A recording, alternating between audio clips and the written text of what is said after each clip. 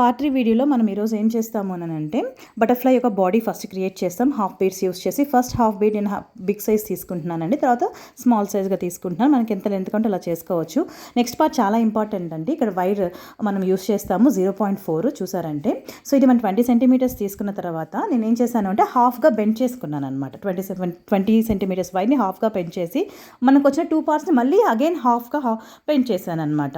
So ఇప్పుడు మనకి ఏమైంది, బోత్ సైడ్స్ మనకి ఏమైంది అని అంటే బెండ్ చేసిన వైర్స్ ఉన్నాయి కదా, ఒక బీడ్ని ఇన్సర్ట్ చేసి ట్విస్ట్ చేశాను. ట్విస్ట్ చేసిన వన్ సైడ్, ఇంకొక సైడ్ కూడా సేమ్ అలాగే ఇంకొక బీడ్ని ఇన్సర్ట్ చేసి ట్విస్ట్ చేశాను. తర్వాత రెండింటిని కలిపి కింద ట్విస్ట్ చేయడం వల్ల మనకు ఒక వీ షేప్ వస్తుంది చూసారా.